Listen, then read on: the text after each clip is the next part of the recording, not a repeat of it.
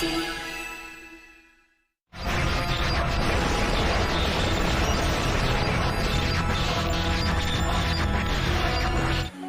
kemudian menyerang Kinemon. Kinemon menyuruh Shinobu untuk membawa Momo pergi. Dan Kinemon pun tertusuk oleh Kaido.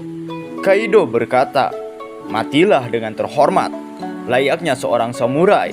Karena yang dinamakan kekalahan memang sulit diterima. Sambil berlari, Momo membawa Meris Katak. Ia pun berkata kepada katak itu untuk menyampaikan, "Aku adalah Kozuki Momonosuke. Luffy masih hidup. Aku diberitahu bahwa dia pasti kembali. Karena itu, walau rasanya sakit atau sulit, jangan hentikan perlawanan kalian. Maaf, aku harus meminta ini kepada kalian. Tapi bertarunglah sampai titik darah penghabisan. Luffy pasti mengalahkan Kaido." Setelah Momo berbicara seperti itu, para samurai serta kru SHP pun kembali bergejolak semangat. Kemudian diperlihatkan kondisi Luffy yang berada di dalam laut. Seekor kapal selam atau sebuah datang dan ternyata itu adalah kru dari Law. Dan mereka pun menyelamatkan Luffy. Kemudian diperlihatkan Usopp dan Nami serta Otama yang sedang berlari. Mereka sangat senang karena Luffy masih hidup. Namun yang aneh di sini adalah kelima tak Nami yang bisa berbicara, dan ternyata itu adalah Zeus. Lalu beralih ke pertarungan Big Mom dan Kid dan Law. Big Mom berkata, "Apa gunanya berbohong seperti itu? Sudah jelas dia tenggelam ke laut. Ya otomatis wafat," kata Big Mom. Kid berkata kepada Law, "Torao, apa kau kesini? Hanya untuk menggangguku saja?" Law membalas, "Dewasalah Kid, ayo kita bersekutu untuk sementara." Dan ketika Momonosuke sedang terpojok oleh Kaido, tiba-tiba Yamato datang dan memanggil Kaido. Kaido pun berkata, "Seharusnya kau memanggilku ayah." Tapi dengan tegas Yamato menjawab, "Aku datang ke sini untuk memutuskan ikatan darah di antara kita." Beralih memperlihatkan keadaan penduduk di ibu kota bunga. Mereka tengah merayakan festival api. Di sana juga diperlihatkan Otoko dengan kakek Hitetsu. Otoko bertanya kepada Hitetsu, apakah ayahnya bisa melihat festival api ini? Hitetsu menjawab, "Tentu saja, dengan langit secerah ini, dia bisa melihatnya. Dia juga selalu mengawasimu dan negeri ini di atas sana," ucap Hitetsu. Beralih lagi ke Pulau Onigashima, tepatnya di bagian kastil aula tamu. Di sini kita diperlihatkan CP0 yang tengah mengamati pertempuran. Bos CP0 berkata, walaupun pihak samurai telah kehilangan Luffy, tapi tak seorang pun berniat menyerah. Bahkan sekitar 5.000 telah tumbang, sehingga kekuatan tempur menjadi 24.000 melawan 3.000. Namun, para peresur dan waiters banyak yang telah memberontak Queen, sehingga sekarang situasinya telah berubah. Jadi 20.000 melawan 7.000.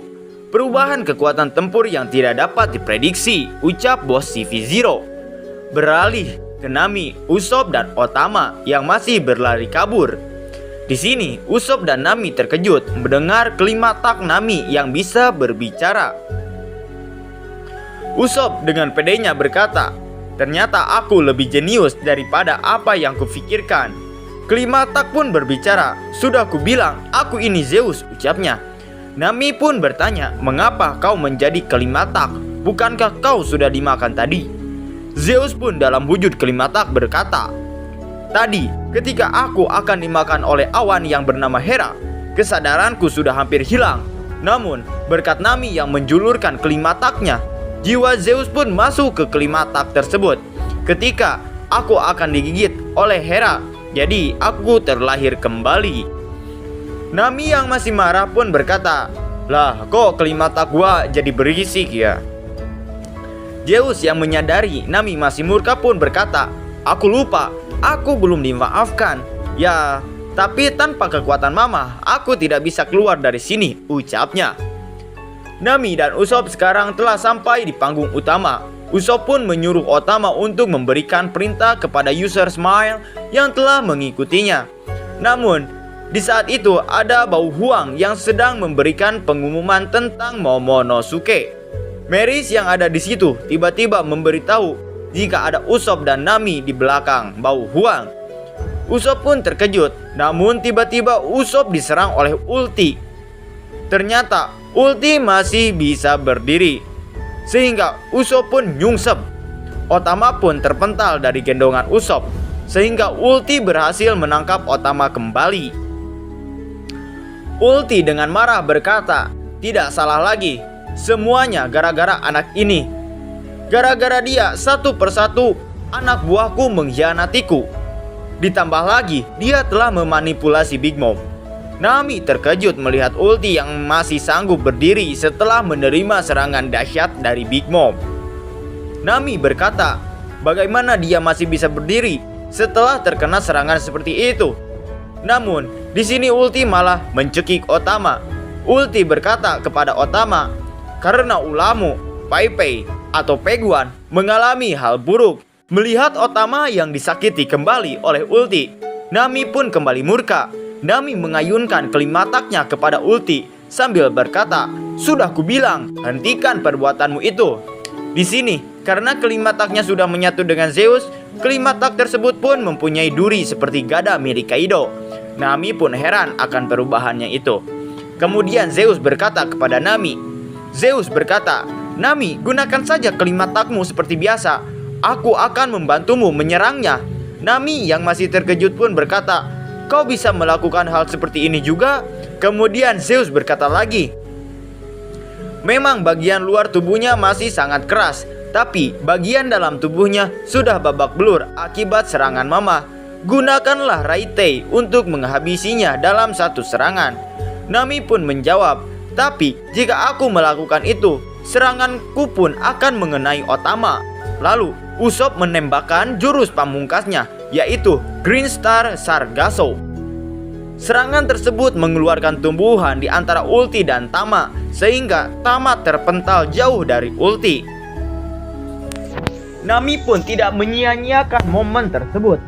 Ia pun mengeluarkan awan petir yaitu Zeus. Kemudian Nami mengeluarkan jurusnya yaitu Raitei.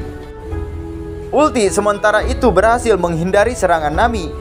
Ia pun bersiap menyerang Nami dengan berkata, "Selesai sudah." Namun ternyata Raitei yang ditambah kekuatan Zeus mampu mengejar ulti, sehingga serangan kombinasi Nami dan Zeus berhasil mengenai ulti dan menghabisinya, sehingga hal ini membuat Nami menang telak. Bau huang yang berada di tempat itu pun dengan refleks berkata jika ulti telah dikalahkan, sehingga membuat semua orang yang mendengarnya terkejut. Para kroco Kaido pun tidak menyangka jika ulti berhasil dikalahkan, termasuk para Tobiropo yang lainnya ikut terkejut. Lalu Usopp menangkap bau huang dengan jurus Green Star Devil. Setelah menangkap bau huang, Usopp menyuruh Otama untuk berbicara agar bisa didengar oleh semua orang. Kemudian berpindah ke atas atap tengkorak Onigashima yang memperlihatkan Kaido dan Yamato yang akan segera bertarung.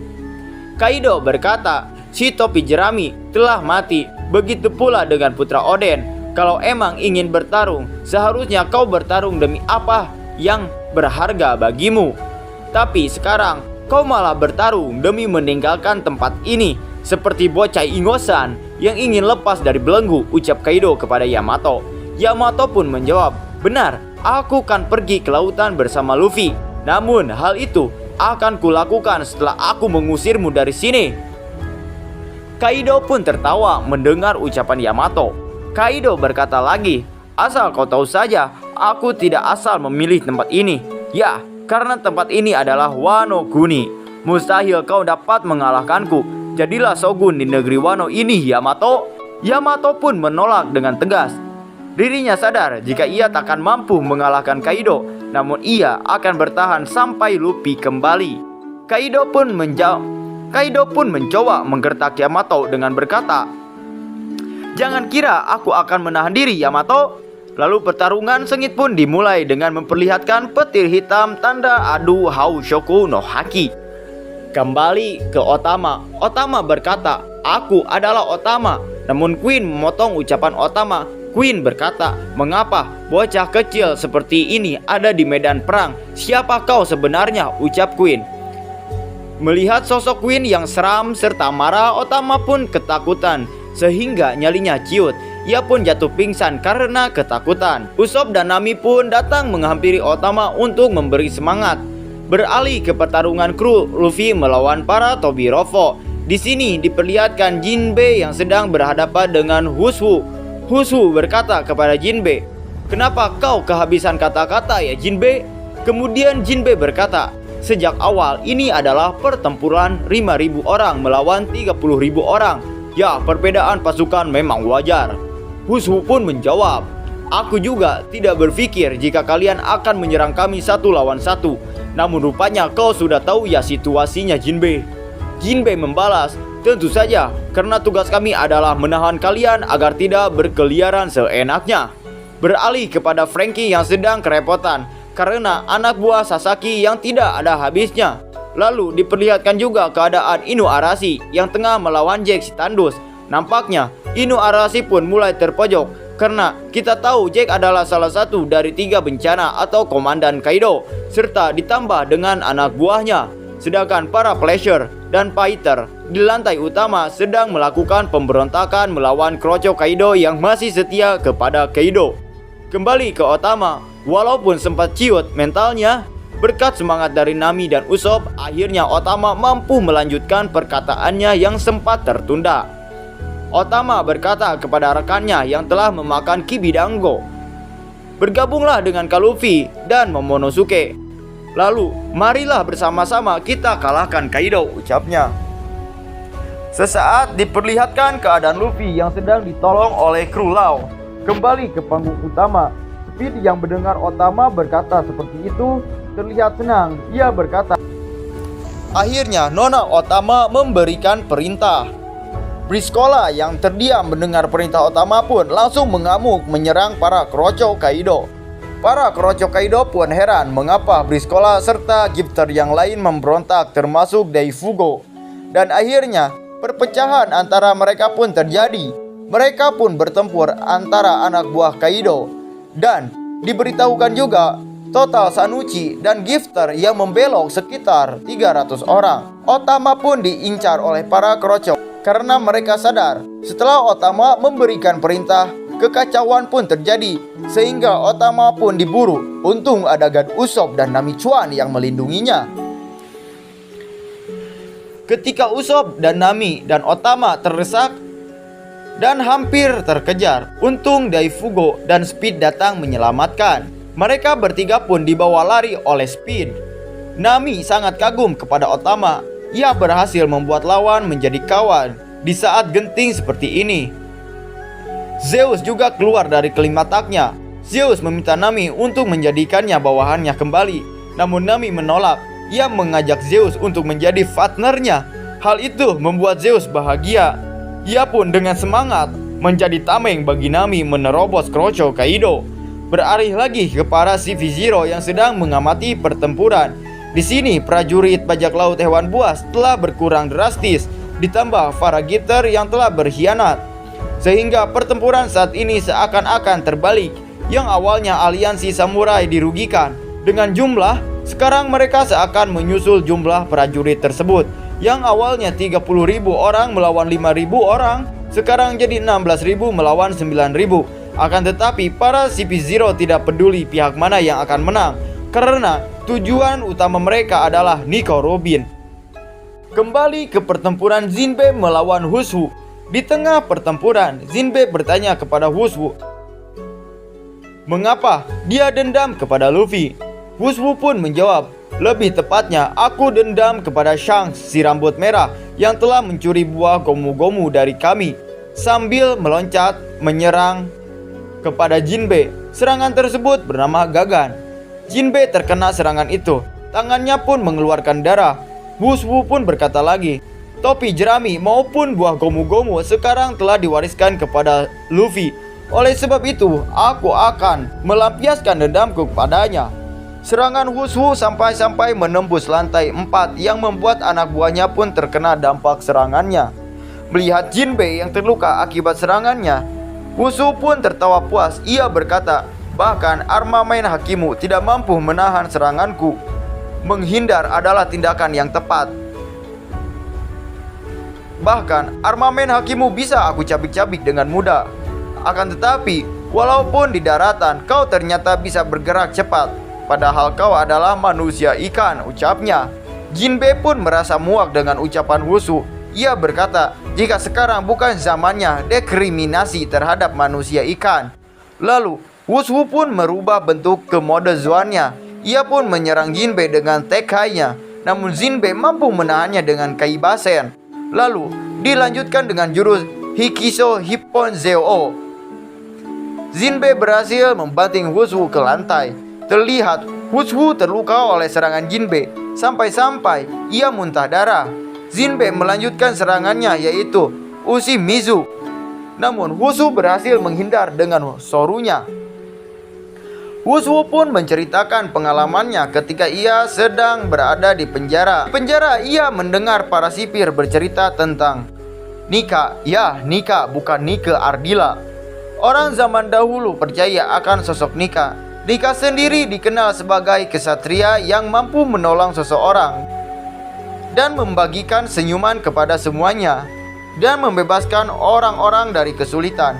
Karena di saat berada di dalam penjara, Wushu merasa jika itu adalah siksaan abadi bagi dirinya, sehingga ia sempat bergantung kepada dongeng tersebut untuk diselamatkan.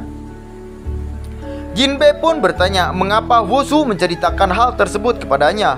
Wushu pun menjawab, karena dulu para manusia ikan adalah budak, maka akan ada hubungannya dengan Nika.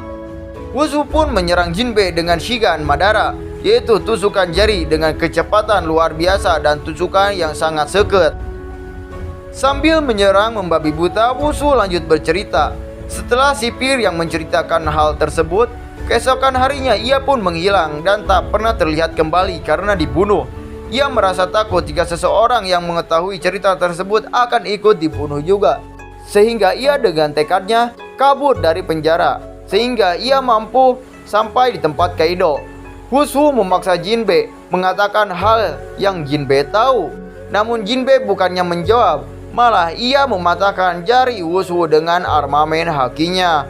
Wushu pun kesakitan karena jari andalannya patah. Jinbei melanjutkan serangannya dengan jurus karate manusia ikan yang bernama Shoshark sambil berkata, tidak ada yang perlu aku katakan padamu. Wushu pun terbanting jauh oleh Jinbei. Namun Wushu sempat melawan dengan jurus gagannya, namun Jinbei berhasil menghindarinya. Jinbei pun menyerang Wushu dengan karatenya lagi yang bernama Ougi.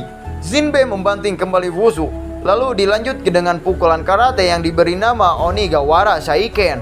Dan jurus itu pun mengakhiri pertempuran Jinbei versus Wushu yang membuat Jinbei menang telak tanpa luka serius.